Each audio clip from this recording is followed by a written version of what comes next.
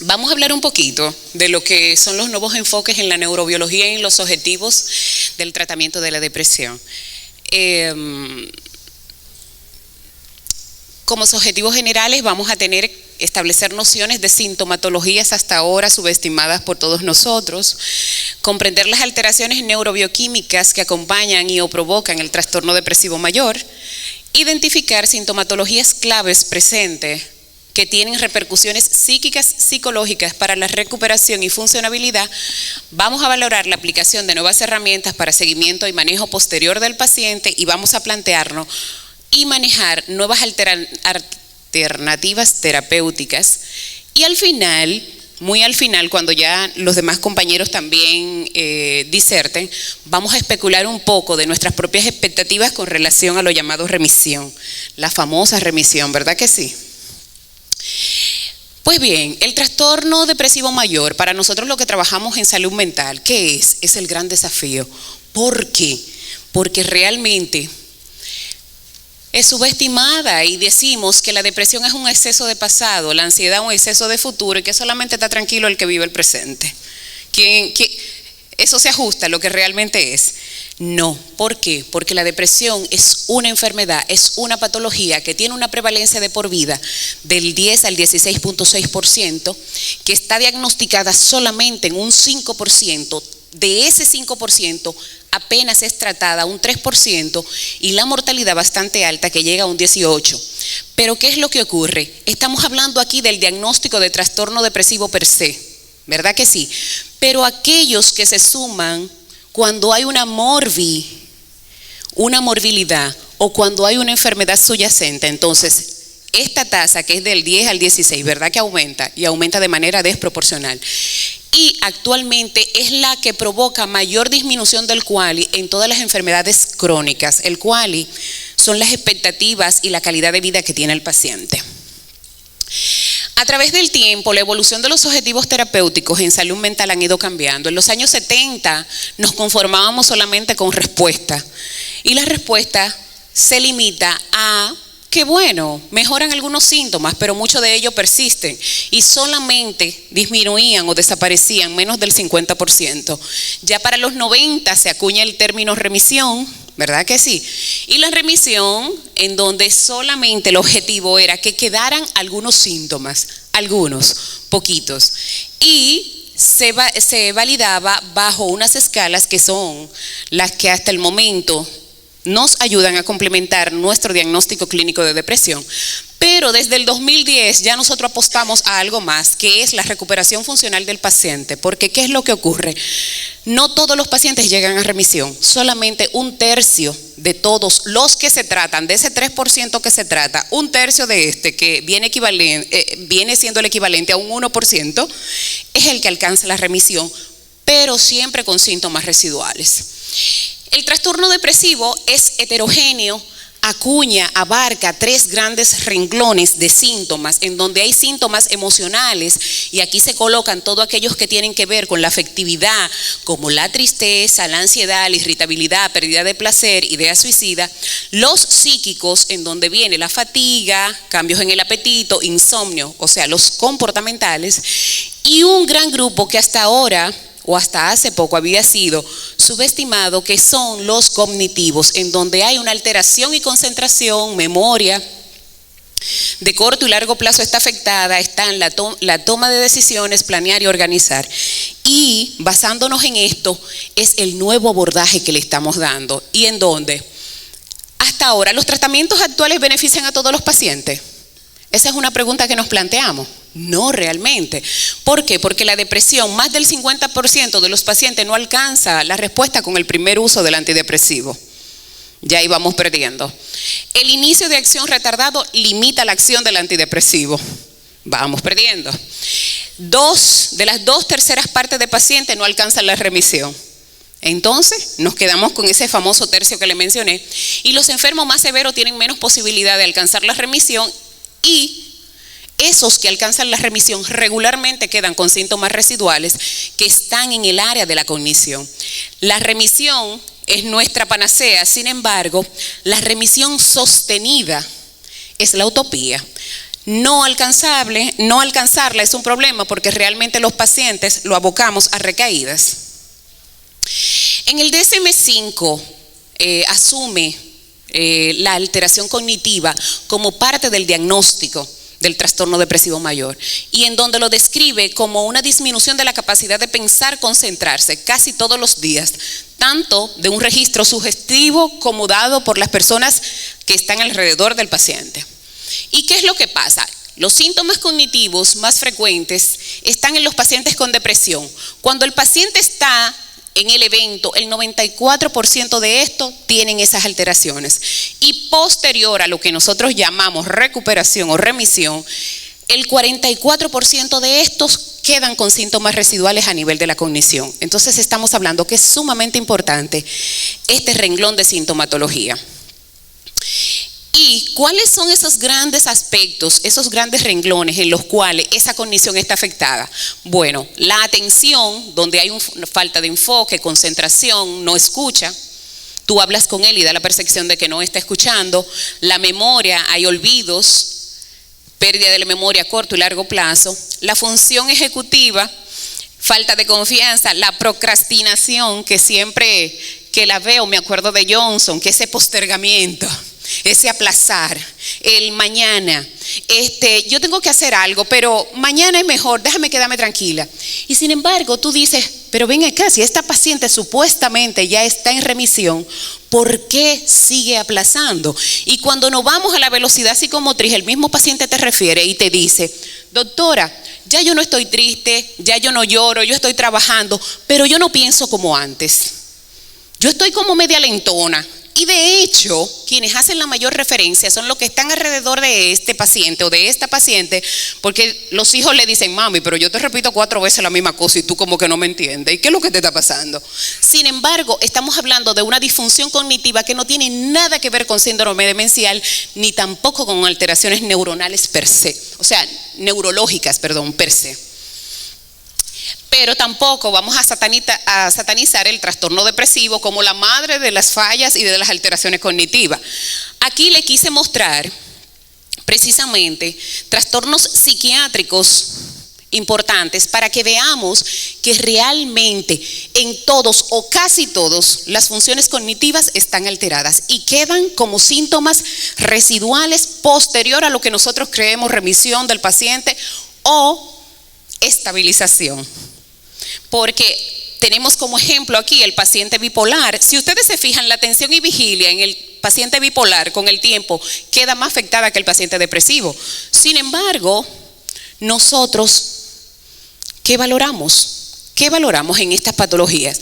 Y algo que me llamó mucho la atención es que en el trastorno obsesivo compulsivo y en el trastorno por estrés postraumático es mucho más marcado el deterioro cognitivo. Las bases neurobiológicas que acuñan esto, ¿cuál es? Desde el punto de vista de psiquiatría. Aquí está Chestaro, ¿eh? Te estás sacando cuenta. Estás pensando que se te olvida, que no se te olvida. Sin embargo, le voy a mostrar aquí estas imágenes que precisamente nos dan dónde que se encuentran los patrones anormales de los estados. Y estos son controles sanos y estos son pacientes con trastorno de estado de ánimo depresivo. Y aquí vemos cómo hay una antirrelación con el estado de reposo y en donde la amígdala de la corteza orbitofrontal y la corteza orbitofrontal están sumamente activas en el paciente depresivo. Estas son las 4 regiones que más se afectan: la región dorsolateral, región ventrolateral y orbitofrontal, región ventromedial y la región medial. Precisamente todas esas áreas al afectarse nos producen las alteraciones en la cognición llamadas frías y calientes. ¿Y qué son esas alteraciones cognitivas frías y calientes? Y es que precisamente la cognición caliente está dada por todo lo que se traduce en disfunciones emocionales, en donde la corteza prefrontal ventromedial se conecta con la cognición basada en la emoción. Y aquí precisamente es porque la amígdala, ¿a qué le di? Le diste tú. Y es porque precisamente aquí la amígdala tiene su papel principal. Sin embargo, en la cognición fría, que no es emocional, el papel principal lo tienen los ganglios basales y hacen una interconexión, y por eso nosotros vamos a ver que precisamente la cognición fría tiene una emoción independiente, un pensamiento lógico, es lo que está alterado. Sin embargo, en la caliente existe un procesamiento emocional en donde la respuesta a las estimulaciones o al feedback negativo son más altas. Y precisamente, ¿cómo nosotros nos damos cuenta? Con preguntas simples. ¿Usted tiene dificultades para tomar decisiones en su trabajo? Simple y llanamente. ¿Ha notado dificultades para leer los diarios? ¿Para aquel libro que usted acostumbraba a leer una página? ¿Se queja de olvidarse de las llaves, anteojos? Aunque eso es lo normal. ¿Le cuesta terminar tareas? Aquí viene. Y esto tiene que ver precisamente con la indecisión, organización. ¿Y cómo le afecta todo esto en su vida diaria? Aquí tenemos una imagen que las personas precisamente que sufren alteraciones cognitivas por el trastorno depresivo mayor hacen un enfoque, y es que precisamente el paciente depresivo de manera automática hace una atención, percepción y memoria en la imagen que no corresponde a la felicidad. O sea, podemos tener opciones y el paciente depresivo hace un enfoque directo y automático a lo que es la expresión negativa. Esta disfunción cognitiva se asocia a la reducción del funcionamiento del paciente con trastorno depresivo mayor. Y es que precisamente esta fue una encuesta que se hizo a pacientes diagnosticados, en donde precisamente se le preguntaba cuáles eran de manera subjetiva los síntomas cognitivos que más ellos sentían que le afectaba. Y aquí vemos que la falta de concentración, trabajo lento, olvidos, errores más frecuentes, peor desempeño, muchísimos retrasos, disputa con colegas, escaso rendimiento, y otros decían otras razones. Estas fueron una de las encuestas más largas que se han podido presentar, con 2.696 pacientes. Y precisamente nos dice ¿qué es precisamente lo que al paciente a nivel de cognición le molesta? Muchísimas veces cuando tenemos un paciente con un diagnóstico de depresión, nosotros empezamos a mejorar los síntomas que como psiquiatra entendemos que son lo que le desagradan. Pero ¿cuántos de nosotros le pregunta al paciente, ok, de todo eso que a mí tú me dijiste, ¿cuáles te molestan? Y esa experiencia, aunque tienen que vivirla de manera particular, les voy a decir lo siguiente. Yo tengo una paciente que es publicista. ¿Qué es para nosotros la falta de sueño, el insomnio? Algo devastador, ¿verdad que sí? Pues llega la paciente con una depresión, igual con un insomnio bien marcado, y yo entiendo que mi paciente tiene que dormir. Cuando la paciente volvió, me dijo, doctora, yo tengo problemas, yo quiero seguir mi tratamiento, pero de noche que a mí se me ocurren mis ideas. Entonces yo le estaba quitando su grado de funcionabilidad. O sea, el insomnio para ella no era el problema. No era el problema. No obstante, para nosotros los psiquiatras es determinante que una persona duerma, pero quién sabe si el hábito de ella era precisamente en el día. Ella decía, cuando todo el mundo se acuesta, es precisamente cuando yo como publicista puedo trazar mis mejores proyectos. Y obvio, tuve que revisar todo y quitar absolutamente todo eso, porque aquí hablamos de beneficio del paciente. La disfunción cognitiva, como les comenté, el 94% de los pacientes la presentan cuando está en el episodio depresivo, el 44% se quedan como síntomas residuales y afecta desde la función ejecutiva, la atención, y realmente produce una gran carga económica, porque ese paciente que era bastante ágil y diligencioso, al disminuir su capacidad de concentración y atención, ¿qué hace? Ya no rinde igual en el trabajo. Inclusive nosotros nunca nos hemos preguntado por qué muchos pacientes quizás después de recuperarse de un evento depresivo lo botan del trabajo. Nos hemos preguntado eso y nosotros pensamos que fue porque se enteraron de que tenía una patología psiquiátrica. No, es que el paciente no vuelve a rendir. Obvio, la empresa prescinde de él y nosotros asumimos que quizás fue, ay no, eso fue porque se enteraron que tú tenías una depresión y no, ese paciente lo más probable también disminuyó su porcentaje de trabajo y su rendimiento y la empresa, como cualquier otro paciente, pues prescindió de él. Esas son cosas que nosotros tenemos que ver.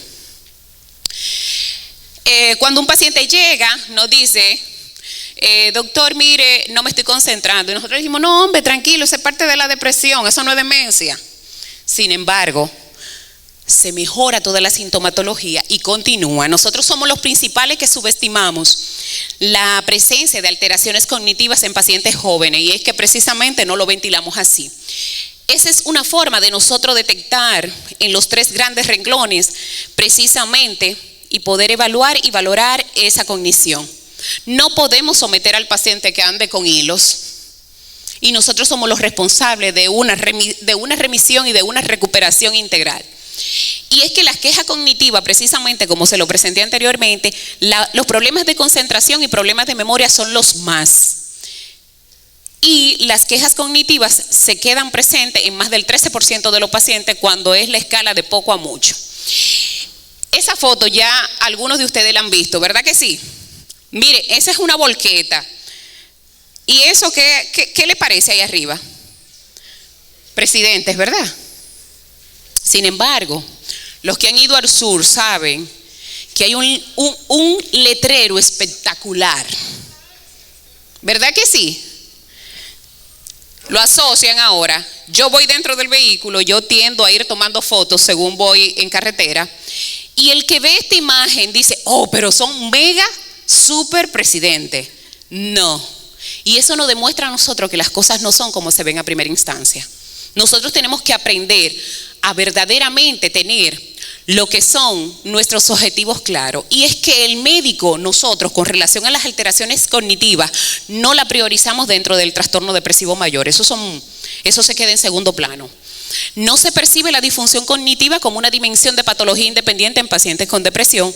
Sin embargo, en una oportunidad intentaron decirme que por qué yo estaba fraccionando el diagnóstico de trastorno depresivo mayor, y yo les decía que no, que realmente hay trastorno depresivo con síntomas ansiosos, hay trastorno depresivo con síntomas psicóticos, hay trastorno depresivo con síntomas somáticos, hay también trastorno depresivo con alteraciones cognitivas y disfunciones cognitivas, que tenemos que verlo desde ese punto de vista. Los pacientes no pueden reconocer la alteración cognitiva en su depresión, y a mayor depresión, mayor alteración cognitiva. Esto es una imagen que nos muestra que apenas con una semana de tratamiento, precisamente ya hay cambio a nivel de toda la órbita, de toda la corteza órbitofrontal. Y precisamente la disfunción cognitiva se asocia a depresión. ¿Es una causa o una consecuencia? ¿Qué ustedes piensan? Eso lo vamos a dejar para la pregunta. Y hasta ahora nosotros no tenemos evidencia que apoye el tratamiento con los antidepresivos actuales y que nos puedan dar realmente un resultado beneficioso en este aspecto.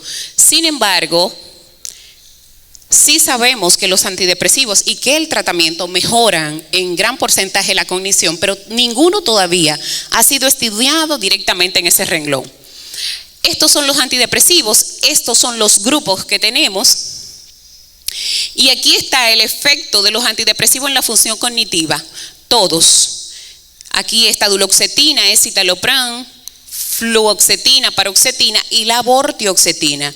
Déjenme decirle que aunque todos presentan mejoría a nivel de cognición, esa vez significa que queda por debajo de los controles. Sin embargo, la vortioxetina, que es una molécula nueva, Brintelix, que ya la vamos a tener en el mercado, presenta precisamente un porcentaje muchísimo mejor con relación a la mejoría de síntomas cognitivos.